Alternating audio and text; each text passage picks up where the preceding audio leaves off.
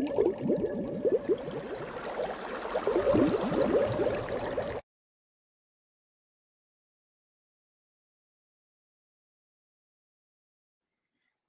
morning and welcome to Monday Mornings with a Mermaid here on Mud Puddles and Motherhood. I'm Angela, your host, and today we have Mermaid Avvy coming up from the sea to talk about manatees. Have you ever seen a manatee before? Well, Mermaid Avvy is going to talk all about the Florida manatee. There are three types of manatees in the world: the Amazonian, the West African, and the West Indian, also known as the Florida manatee. And you may have remembered from our last talk with Mermaid Avvy, she lives near Tarpon Springs, Florida, in the Gulf of Mexico, which is where a lot of manatees like to call their home. So let's bring Mermaid Avvy up from the sea to talk all about manatees with us today. All right, one moment, let me grab her. Hi, Mermaid Avvy, how are you? Hi, Angela. How are you? I'm doing great. How are you doing under the sea? Good, thank you. I'm excited to talk about manatees today. Yay! We're so excited to have you. Thank you so much. Okay, so the last time that you were here with us, you were telling us all about how you were quarantining under the sea. Do you have any updates for us? Yep, so we're still following health and safety regulations under the sea, like making sure to wash our fins and our hands and wearing a mask. But we're able to go outside, so I do like to lay out at the beach sometimes with the seagulls. Oh, I love it. That's so nice. I'm sure your seagull friends are happy to have you back. We're still, kind of quarantining, wearing our masks and everything, but our island is open for tourists, so you'll have to swim on down soon. But make sure you bring your mask with you. How are your baby sharks doing? They have been dying to see one another. So we actually got together recently and we made sure to social distance, and I'm teaching them how to hunt now. Oh my gosh, I love that so much. I can't wait to hopefully see them one day because July is Shark Week here up on land. So hopefully we'll have to do a shark episode soon. Of Um, course. yeah, so I was wondering how um how did mermaids come about that you and manatees are such good friends? It's actually a pretty funny story. So a long, long time ago, early explorers would go out to sea for a really long time, and they would come back to land and tell these stories about mermaids out in the sea. And land dwellers just did not buy the story. They're like, there's no way mermaids exist. And they thought that maybe they were out there for alone for so long and they needed some companion, that maybe they just mistaken manatees for mermaids. So the Florida manatee became known as a West Indian mermaid. We have been friends ever since. That story has been being told, and I love hanging out with them. Here in Tarpon Springs, they're in charge of the sea mowing company, so the manatee mowing company, and we just like to eat seagrass beds together and share that mermaid story. I love that. I'm sure you have plenty of seagrass to share because manatees love to eat so much. They'll sometimes eat 120 pounds of seagrass a day, which is Yes, insane. They definitely must give the sea turtle mowing companies a run for their money, that's for sure. Um, absolutely. they're like underwater goats. I love it. Um, but I was wondering, and maybe you know the answer to this, but I heard that manatees' teeth never stop growing because they're eating so much. Is this true? It is actually my shrimp cleaner friends are the ones who told me about this. They have a dentist company over at the coral reef. They make sure to clean everyone's teeth, and I hardly ever see any manatees. They say that they save so much money on dental work. Oh my gosh, I'm sure. So I guess the manatee parents are pretty lucky because manatees probably never need to have braces. Um, so I have a question for you.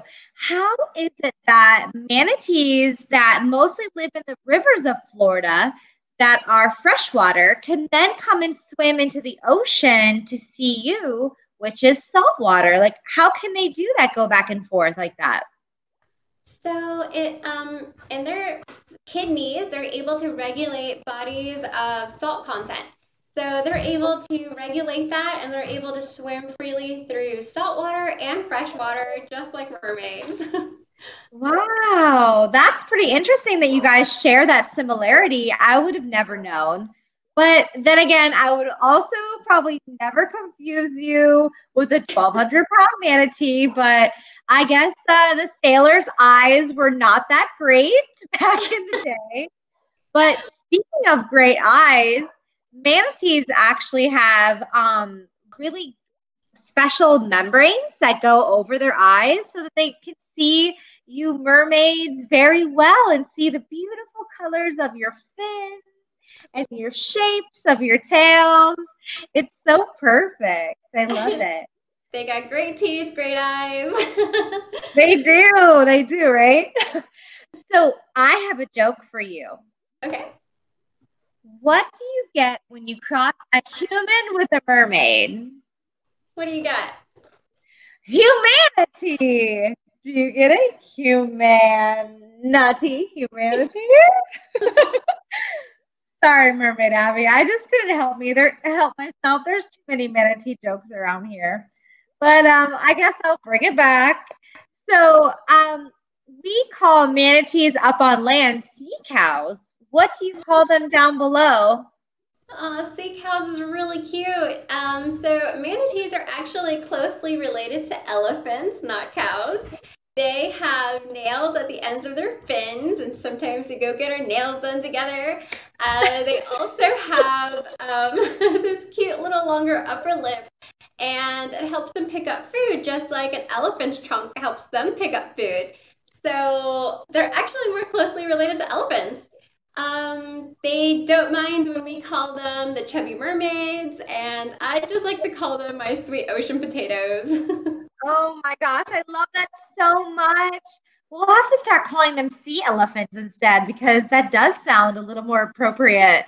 But sweet little sweet potatoes are just adorable. I'll have to tell our friends and family that for sure. Yeah. But speaking of sweet potatoes and how sweet manatees are, that kind of brings us to the most important part of our talk and why I brought you here today was how I would like for you to tell us, land creatures, how we can help save the manatees to keep them around for future generations. Because the sad thing is that they still, even though that they're not on the endangered list anymore as of 3 years ago, they are still threatened. And we do want to do whatever we can, Mermaid Abby, to keep them around for forever. So, what do you think we land creatures could do to help them? Oh, so there's so many things we can do. We've already been helping and doing our part if they're no longer on the endangered list. So we just got to keep it up. We have to make sure not to pollute in the waters or in the ocean because that creates algae to grow on the seagrass, and then they eat that and it makes them really sick. So that isn't good for them at all. And then just small environmental changes you can make, like switching from using wasteful plastic to reusable glass, making sure to never trash where you splash. Right. That is something that you always like to tell us is to never trash where you splash. And that's one thing that's so important. And I hope all of our little viewers today never forget that. Um, I was wondering, I heard that when manatees eat, and they love to eat all day, they can hold their breath up to 20 minutes. But when they're swimming freely about, like when they go to visit you, they have to come up to get air every 3 to 4 minutes. And that poses them a risk to get hit by boats. What do you think we land creatures can do to prevent from hitting them with boats?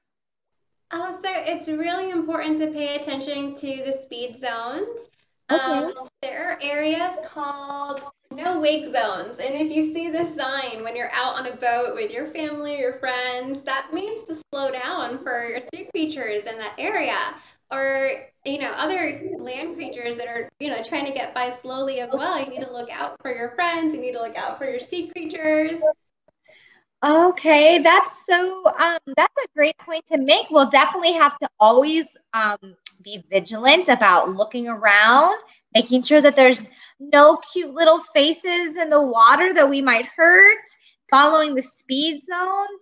Can manatees get trapped in fishing nets like sea turtles can? Yeah, that has happened to our manatees also. So it's super important that you're not throwing any trash like your fishing nets or fishing lines into the water because that could also hurt your manatee friends. Oh, our poor manatee friends. They're my favorite creatures, and I hope and pray that all of us land creatures can help keep them around for forever. But Mermaid Abby, do you have any last things that you'd like to add or say about how we can help the not mermaids, the manatees? Yeah, they are kind of mermaids. They are, right? Yeah, just most importantly, I can't say this enough, is to never trash where you splash. Oh, well, Mermaid Abby, thank you so much for joining us today. I have one last joke for you before you go. Okay. Why couldn't the sea witch cast her spell? Why? Because she didn't have her manatee. Do you get it? She didn't drink her manatee. Man. Oh, how pretty. That's a beautiful goblet you have.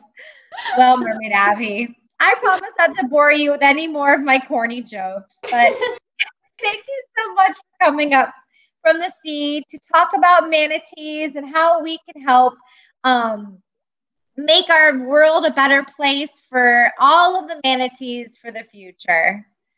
Of course, So, thank you for having me. yeah, thanks, Mermaid Abby. I hope you have a great day and hope to talk to you soon.